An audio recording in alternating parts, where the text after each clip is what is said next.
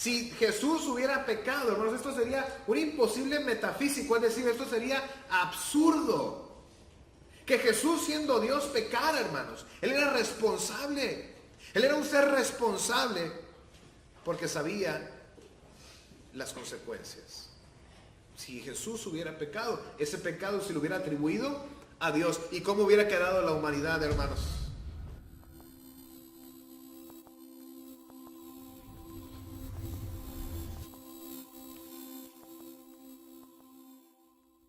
Estoy muy contento, hermanos, de poder haber tenido esta oportunidad de compartir esta serie Ejemplos de la Grey. Y usted recordará, está basada en la conferencia de la Escuela de Predicación que se llama Grandes Personajes de la Biblia. Y estoy muy contento porque hemos visto muchos personajes, siervos del Señor, del Antiguo y del Nuevo Testamento, cómo nos inspiran, hermanos, a ser mejores cristianos, a madurar en nuestra fe, a alcanzar mejores obras y no quedarnos estancados. Son ejemplos para nosotros, el pueblo de Dios, en muchos aspectos, en valor, en amor, en entrega y en santidad sobre todo. Y no podemos concluir, hermanos, sin haber pasado, sin haber mencionado a un personaje más. Y quiero comenzar con lo siguiente.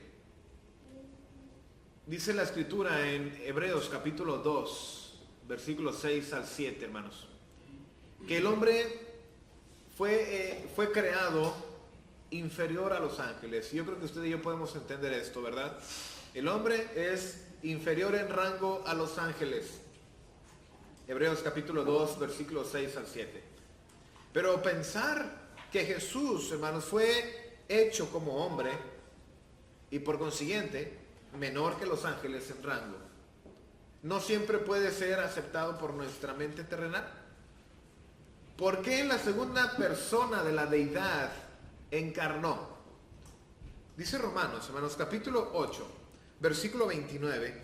Quiero que me acompañe a esta lectura de la carta a los Romanos. Romanos capítulo 8, versículo 29, dice: porque a los que antes conoció, también los predestinó, para que fuesen hechos conformes a la imagen de su Hijo, para que Él sea el primogénito entre muchos hermanos. Este pasaje, hermanos, nos da luz a esta pregunta. Pues el propósito no era solo morir por el cristiano, por las personas. No era solo morir en la cruz, hermanos, por los pecados, sino que vino a enseñarnos cómo debemos caminar en esta vida. No nada más vino a morir, hermanos, porque si hubiera venido a morir, hubiera bajado y hubiera muerto. Vino a enseñarnos, vino a decirnos cómo Asael, Raúl, Nereida, Dinora, Abraham, cómo usted y yo, hermanos, debemos ser. Porque no sabíamos cómo ser, hermanos. Después de la caída de Adán y Eva en el pecado, hermanos, usted y yo teníamos esa misma desventaja de caer. Y no teníamos un patrón de cómo debemos de ser. Vino, hermanos, dice la Escritura, Romanos 8, en el versículo 29, una vez más, dice: para que fuesen hechos conforme a la imagen de su Hijo. Ese era también el propósito, hermanos, para que usted y yo fuéramos igual que su Hijo, para que seamos hechos a la imagen de Él, para imitarlo. Es decir, hermanos, Cristo aceptó a ser inferior a los ángeles en rango, o sea, como hombre, en su parte humana, en su parte encarnada, para mostrarnos el camino de cómo el hombre debe conducirse. Esta fue también la tarea y el propósito del Señor. Lea también conmigo 2 de Pedro capítulo 1 versículo 4. No quiero tardarme mucho en esta introducción, hermanos, pero quiero tomar el tiempo suficiente. 2 de Pedro capítulo 1 versículo 4 dice: por medio de las cuales nos ha dado preciosas y grandísimas promesas, para que por ellas llegaseis a ser participantes de la naturaleza divina. Hermanos, estamos siendo participantes de la naturaleza divina, habiendo habiendo huido de la corrupción que hay en el mundo a causa de la concupiscencia. León I, obispo de Roma, dijo al respecto ante este versículo: date cuenta, oh cristiano, de tu dignidad. Estamos participando de la divinidad, hermanos. Date cuenta, oh cristiano, de la dignidad que tienes. Y puesto que has sido hecho partícipe de la naturaleza divina, no vuelvas con una conducta indigna de tu rango, a la vileza de tu condición anterior. Ya estamos participando de las cosas de Dios, de las cosas celestiales, porque gracias a Cristo vinimos a hacer esto, hermanos. Ahora nos dice, no vengas, no vuelvas a la vileza de tu condición anterior. ¿Cómo vamos a hacer esto, hermanos? Nuestro Señor Jesucristo nos dice cómo debemos conducirnos. Usted y yo hemos sido regenerados a través de la sangre de Cristo y del Espíritu Santo, 1 Pedro 1:23. Y Dios espera de nosotros una conducta de toda nuestra vida como sacrificio vivo. Romanos capítulo 12, versículo 1 al 2. Una vida, hermanos, de alabanza, una vida digna, una vida buena, una vida honorable, una vida respetable, una vida como cristiano. El Padre, hermanos, desea ver en todo hombre la imagen de Jesucristo. Él espera ver en usted, hermano Nano, en usted, hermana Felisa, en todos nosotros. Desea ver reflejado a nuestro Señor Jesucristo. Es lo que Él está deseando que nosotros lleguemos a alcanzar, hermanos. A ese hombre perfecto, a ese hombre con mayúscula, hermanos, excelente en todos sus caminos. Jesucristo, hombre, es la respuesta a todos los problemas del hombre. ¿Cómo es que usted y yo vamos a continuar adelante teniendo esa comunión con el Dios? Siguiendo el ejemplo de Jesús. Él, nuestro Padre Celestial, desea ver reflejado en cada uno de nosotros a nuestro Señor Jesús. Por eso, hermanos, vamos a concluir esta serie, que nuestro mayor ejemplo a seguir es nuestro Señor Jesucristo. Nuestro supremo ejemplo, el máximo ejemplo, hermanos. Vimos a hombres como Daniel, vimos a hombres como Pedro, vimos a otros personajes, hermanos, respetables. Pero nuestro mayor y máximo y mejor ejemplo es nuestro Señor Jesucristo. Y es indiscutible, hermanos, que al leer la historia de nuestro Señor en Mateo, Marcos, Lucas y Juan, cuando usted y yo leemos a este personaje, a nuestro Señor, nuestro Maestro, encontramos a un ser magnífico, lleno de paz, de sabiduría, de amor, de templanza, de firmeza. Yo creo que es todo un reto para aquellos hombres que en una película, algún programa, deben representar a Jesús. ¿Qué tipo de conducta, qué tipo de carácter, hermanos, de personalidad? ¿Qué personalidad tendrán que fingir, porque es una película, ¿verdad?, para representar a nuestro Señor Jesucristo? Cuando usted y yo leemos la Biblia, vemos a un hombre magnífico y entero y perfecto en todos los sentidos.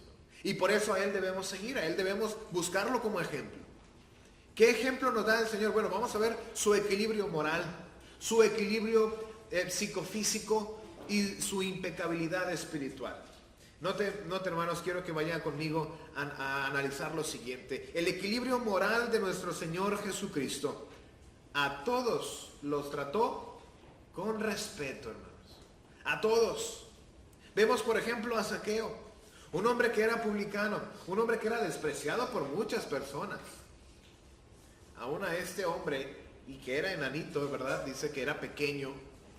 A la gente pequeña a veces también se le desprecia. Dios, hermanos, nuestro Señor Jesucristo, Jesús, a todos trató con respeto. Lucas capítulo 19, versículo 5, le dijo, se dirigió a él directamente, le dice: Zaqueo, baja, porque es necesario que hoy yo pose en tu casa. Versículo 9, hoy ha venido la salvación a esta casa, porque también él es hijo de Abraham. Él también tiene la oportunidad, como cualquier otro hombre, de ser salvo. A todos trató con respeto. Marta y María, hermanos, tratadas con compasión. dice allá en Juan capítulo 11, versículo 32 al 38, que Lázaro, el hermano de Marta y María, había muerto. Jesús esperó un tiempo, llega a donde está Marta y María, velando a su hermano Lázaro. Y viene una de ellas, y luego viene la otra enseguida, hermanos, llorando, y le dicen las dos le dicen lo mismo: Señor, si tú hubieras estado aquí, esto no hubiera pasado. Y el Señor, hermanos, tuvo comprensión, las comprendió. Dice Juan 11:35, Jesús lloró. Lloró, hermanos, silenciosamente según el texto griego. Lloró silenciosamente, como sollozando. Estaba triste, estaba comprendiendo el dolor de Marta y de María. Era un hombre con un equilibrio moral, hermanos, hermoso. Con respeto a todos trataba, con amor, con comprensión. A Corazín y a Betsaida les dice en Mateo capítulo 11, versículo 20 al 24, y si usted me acompaña, hermanos, cómo es que se dirige a estas dos ciudades, porque el Señor ya había pasado por estas ciudades, pero Corazín y Betsaida, hermanos, no se habían arrepentido, y el Señor no se daba por vencido, y volvió una vez más a predicar a Corazín y a Betsaida, y las trataba con compasión, hermanos, porque como no se habían arrepentido, Él sabía cuál iba a ser su destino. Mateo capítulo 11, versículo 20 al 24 dice: entonces comenzó a reconvenir a las ciudades en las cuales había hecho muchos de sus milagros, porque no se habían arrepentido. Volvió porque no había arrepentimiento de ellas, y las trató con compasión y les dijo: ay de ti, Corazín, ay de ti, Betsaida, porque si en Tiro y en Sidón se hubieran hecho los milagros que han sido hechos en vosotras, tiempo ha que se hubieran arrepentido en cilicio y en ceniza.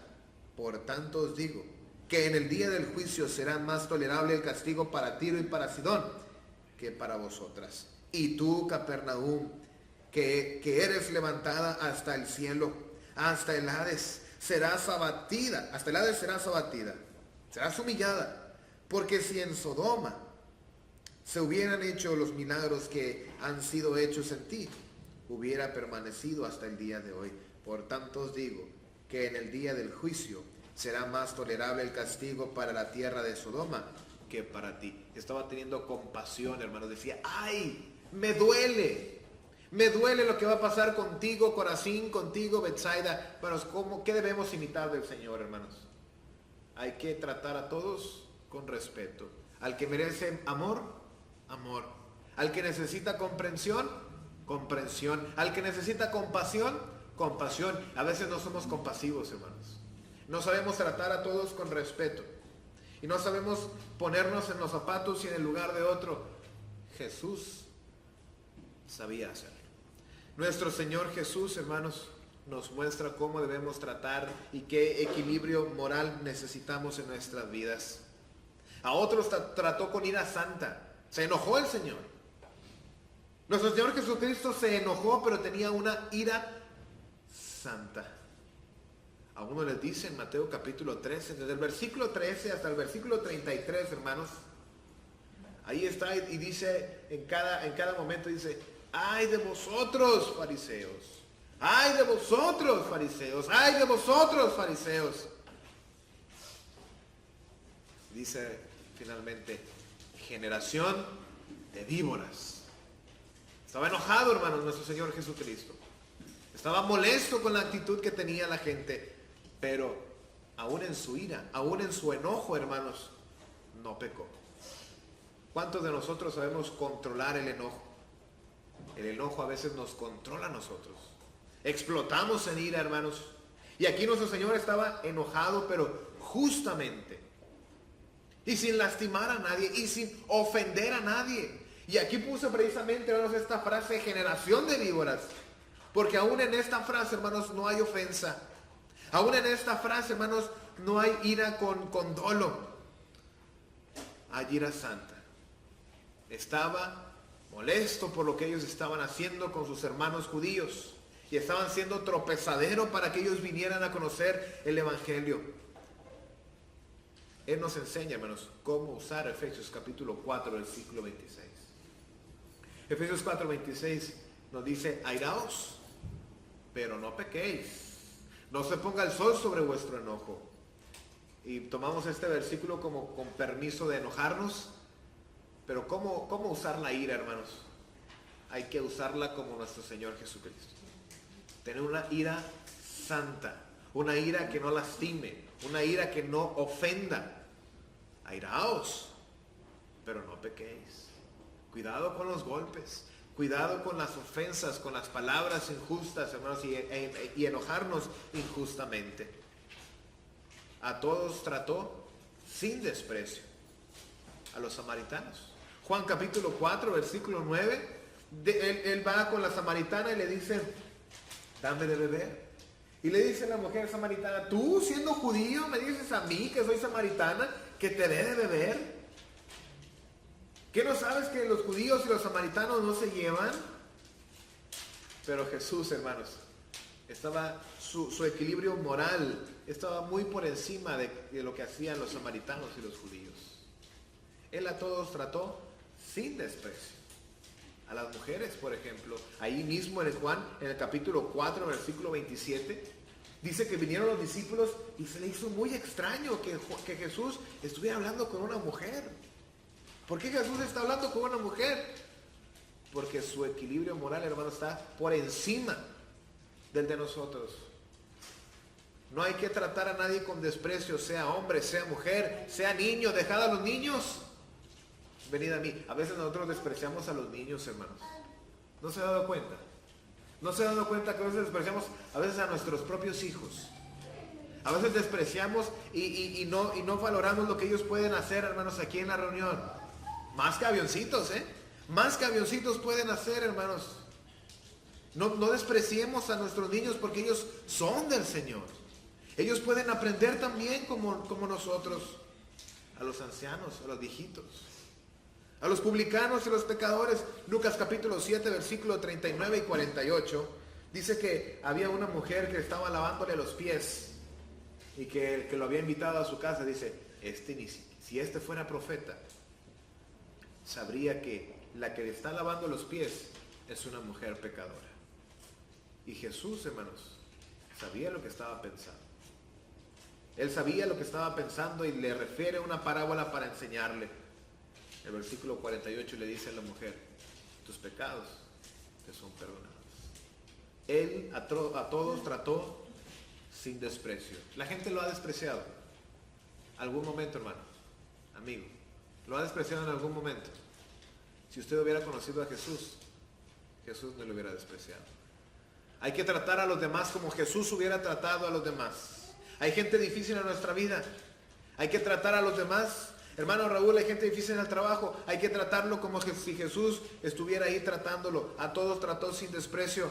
Hermana Dinora, a todos hay que tratarlos con un equilibrio moral. Y nuestro mayor ejemplo es nuestro Señor Jesucristo. Y quiero pasar a algo más, hermanos, para ver su equilibrio psicofísico. Es una palabra dominguera, hermanos. Esta palabra es una palabra dominguera, ¿verdad? Equilibrio psicofísico. ¿Y eso con qué se come? Bueno, hermanos, es decir, un perfecto control entre lo que es el cuerpo y la mente. Porque a veces lo que el cuerpo quiere, hermanos, la mente es débil. Y si uno está a dieta, hermana Nereida, digo hermana Nereida porque ella está bien flaquita, hermano, ella no se va a ofender. Si uno está a dieta, ¿qué es lo que el cuerpo quiere? Comida, aquí está la hamburguesa y acabo que pues nadie me ve, nadie le importa. Ahí está la comida, es lo que quiere el cuerpo. ¿Y qué hace la mente? Si es débil, cae en tentación y lo toma. Y eso, hermanos, en todos los demás aspectos, cuando nosotros pecamos, generalmente es porque obedecemos a nuestras concupiscencias, obedecemos a lo que el cuerpo quiere. El cuerpo quiere alcohol y ahí va la mente débil y lo toma.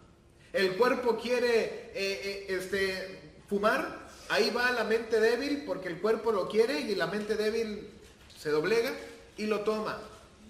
Pero nuestro Señor Jesucristo, hermanos, tenía un equilibrio perfecto en el sentido psicofísico.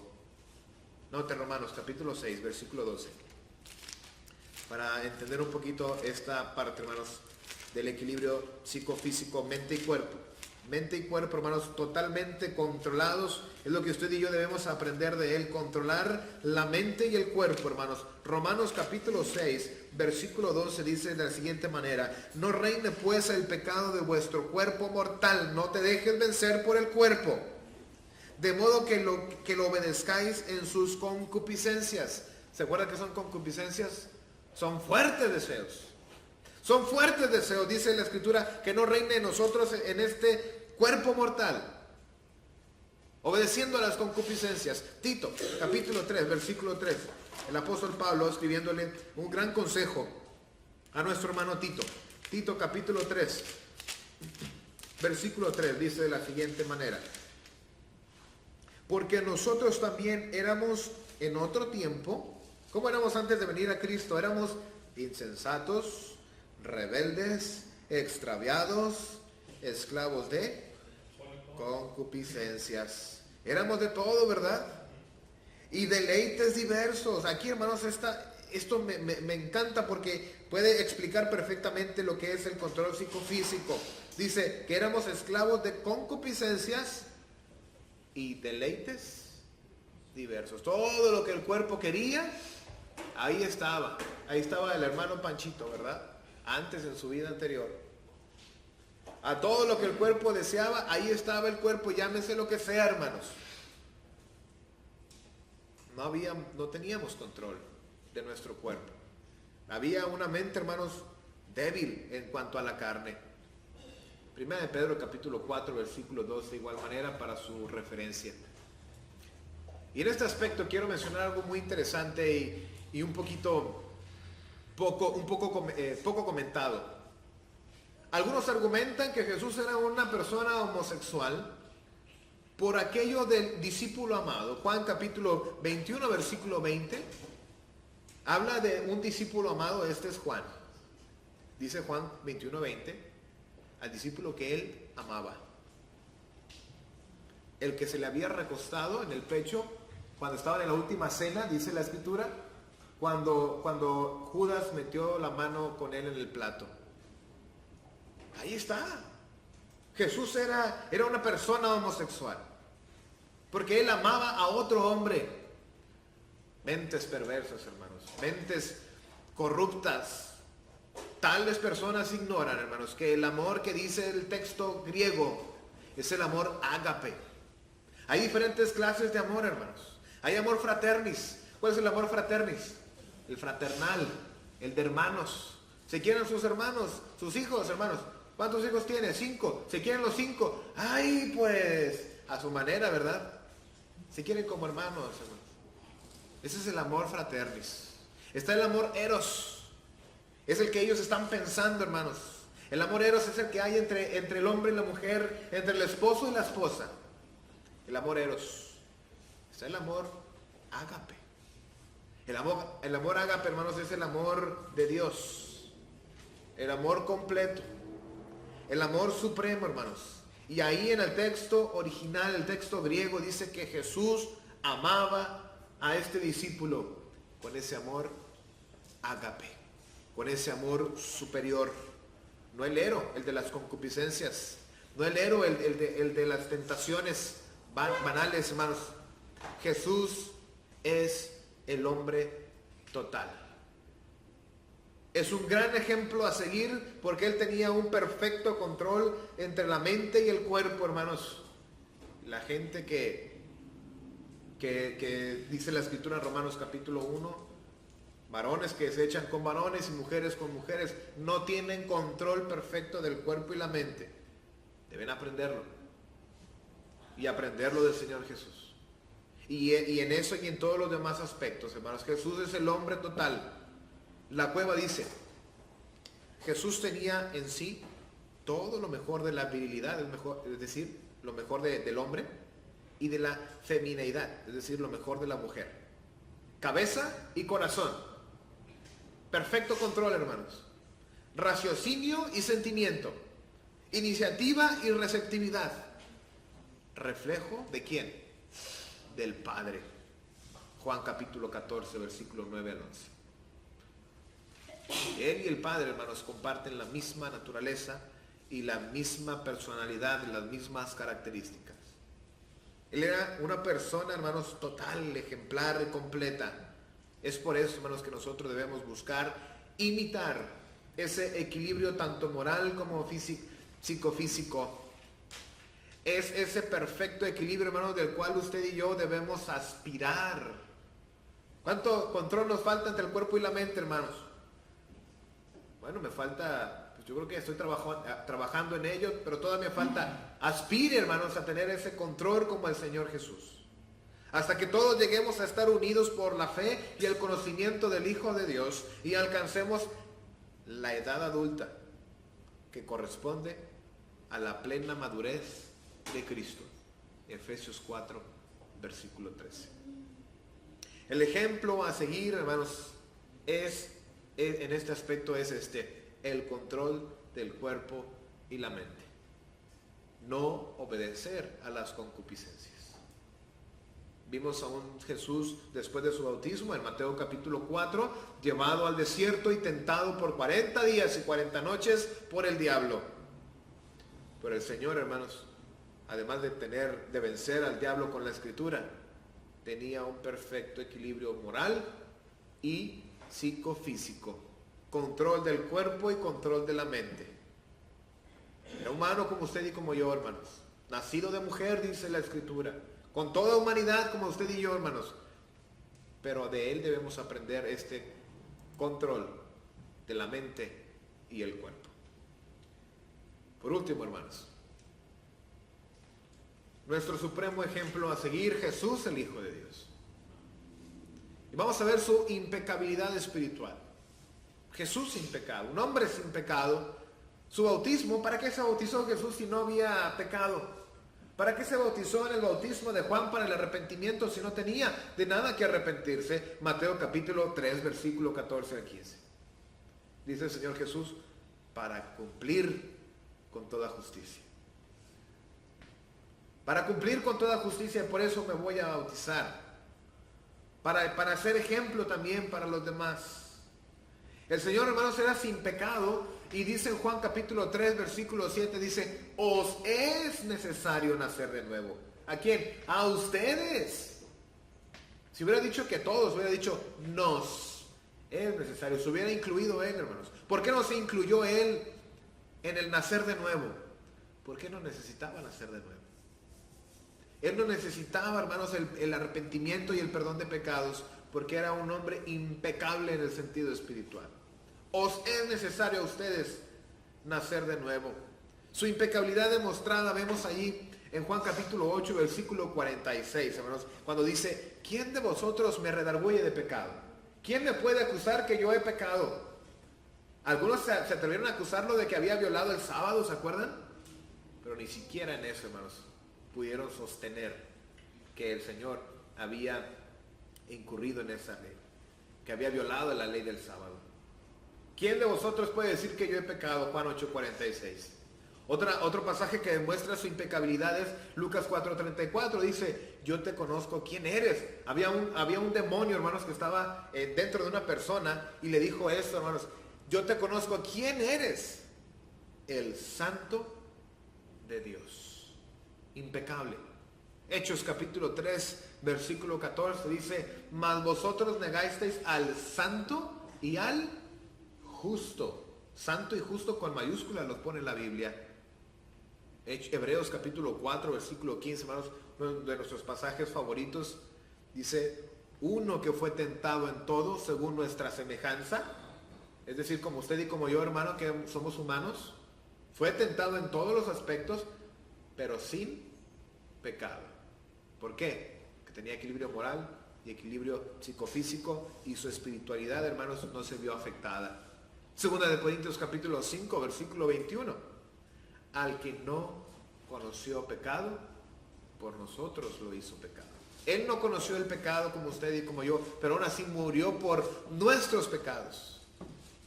Él se cargó la culpa, hermanos, de nuestros pecados, pero Él no conoció pecado. Su impecabilidad de pecar, su incapacidad de pecar, perdón. El Señor era incapaz de pecar. Y vamos a decir, bueno, es que aquí nuestro Señor tiene una ventaja porque Él era Dios.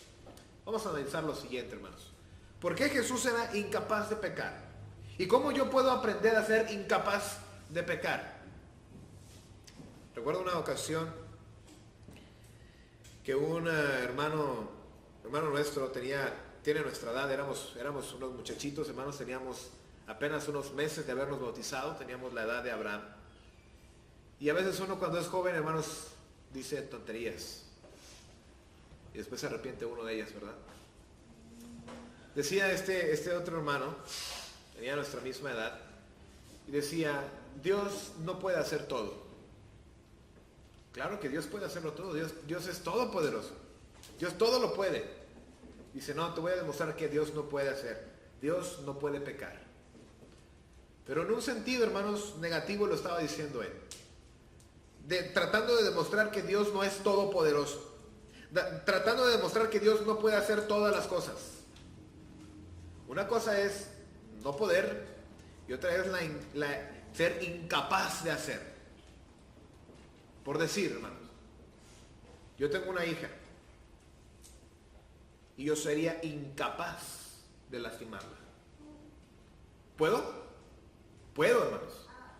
Pero soy incapaz y esa incapacidad por el amor que tengo es más grande de poder hacerlo.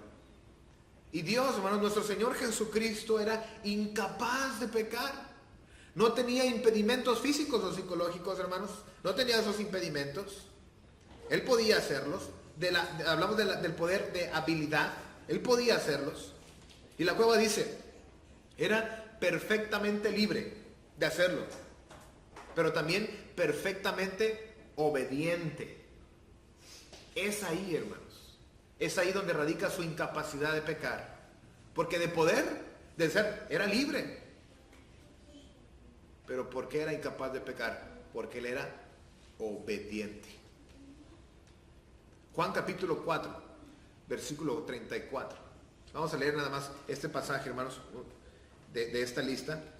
Juan capítulo 4, hermanos, dice de la siguiente manera. Juan 4, 34. Jesús le dijo, mi comida es que haga la voluntad del que me envió y que acabe su obra. ¿En qué se complacía Dios, hermanos? ¿En qué se complacía Jesús? En hacer la obra del Padre. Filipenses capítulo 2, versículo 8. Que dice la Escritura que Él se hizo hombre y en su condición de hombre aprendió la obediencia mediante la muerte. Dios el Padre le mandó morir por nosotros y Él, obediente, vino a hacerlo. Porque era más grande su obediencia, su reverencia al Padre que su libertad. Y usted y yo gozamos de lo mismo, hermanos, tanto de libertad como de obediencia. Somos libres, aunque ya somos cristianos, somos libres, hermanos. Podemos hacer lo que queramos, podemos. Tenemos la habilidad, pero debemos ser incapaces de pecar porque debemos ser obedientes. Jesús era, hermanos, y es un ser responsable. ¿En qué sentido? Note conmigo lo siguiente. En Él habitaba la persona de la deidad, la segunda persona de la deidad. Él era la segunda persona de la deidad. Él era el Mesías. Y de haber pecado Jesús, ese pecado a quién se le hubiera atribuido. Ese pecado se le hubiera atribuido a Dios, hermanos. Pero él era una persona responsable. Algunos dicen que esto sería calificado como un imposible metafísico. Otra palabra dominguera, ¿verdad? Si Jesús hubiera pecado, hermanos, esto sería un imposible metafísico. Es decir, esto sería absurdo. Que Jesús, siendo Dios, pecara, hermanos. Él era responsable. Él era un ser responsable porque sabía las consecuencias. si Jesús hubiera pecado, ese pecado se lo hubiera atribuido a Dios. ¿Y cómo hubiera quedado la humanidad, hermanos? No habría esperanza. Era un ser responsable. Y era un ser lleno del Espíritu Santo. Mateo 3:16, cuando fue bautizado por Juan el Bautista, vemos al Padre hablando y al Espíritu Santo descendiendo sobre él en forma de paloma. Hermanos, el ejemplo de él, el ejemplo que nos deja que usted y yo debemos seguir en esta impecabilidad espiritual, es que hay que abstenernos de pecar, porque hemos sido bautizados y hemos pasado de muerte a vida, Efesios 2:5. Hay que abstenernos de pecar porque debemos ser cristianos responsables, pues Dios vive en nosotros, hermanos. ¿Cómo nosotros, siendo hijos de Dios, descendientes del Padre vivo, vamos a pecar? ¿Cómo vamos a dejar al Padre, hermanos? La gente puede blasfemar a Dios por causa de vosotros. Debemos ser responsables. Debemos seguir el ejemplo de nuestro Señor Jesucristo, que fue incapaz de pecar porque era obediente y era responsable. Según de Juan, versículo 9, dice que en nosotros, hermanos, está Cristo y el Padre. En nosotros vive Cristo y el Padre si nosotros nos mantenemos en su doctrina. Y si en nosotros está Cristo y el Padre, si nosotros pecamos, Efesios 4:30, no entristezcáis al Espíritu Santo. Lo entristecemos, hermanos. Los ofendemos al Padre, al Hijo y al Espíritu Santo con nuestras faltas. Hay que abstenernos de pecar porque tenemos la unción del Espíritu Santo.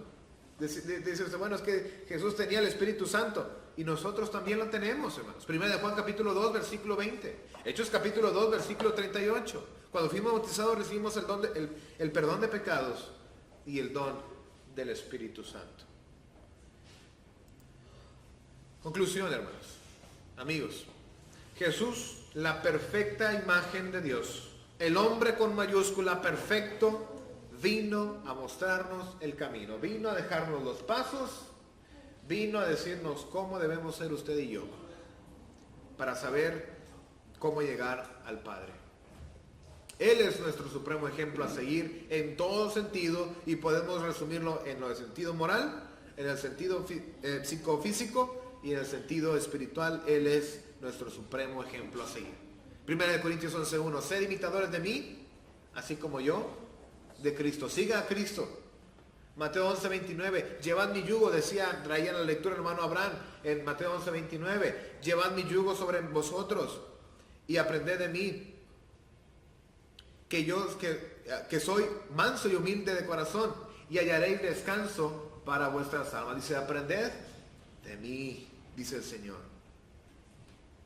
Hebreos 12:2, puestos los ojos en Jesús, el autor y consumador de la fe, el cual por el gozo puesto delante de él sufrió la cruz, fue obediente, menospreciando el oprobio, y se sentó a la diestra del trono de Dios.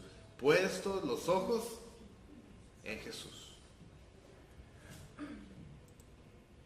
Si usted entiende hoy, hermano o hermana, que no ha seguido los pasos del Maestro, arrepiéntase, oremos, Él nos va a restaurar. No he seguido los pasos del Señor, no he sido una persona equilibrada en lo moral, en mi mente y en mi cuerpo. Me he dejado llevar por mis concupiscencias y he afectado mi espiritualidad, mi santidad. Arrepiéntase y el Señor nos va a restaurar, hermanos. O si usted aún no ha venido a los pies del Señor, si usted aún no ha puesto su vida en el Señor, Él ha dejado también el ejemplo del bautizo. Y lo mencionamos hace un momento. ¿Por qué se bautizó el Señor si no tenía pecados? Se bautizó para cumplir con toda justicia. Y Él le ha dejado este ejemplo, que aunque Él no lo necesitaba, lo hizo como ejemplo para nosotros, para los que sí necesitamos lavar nuestras almas.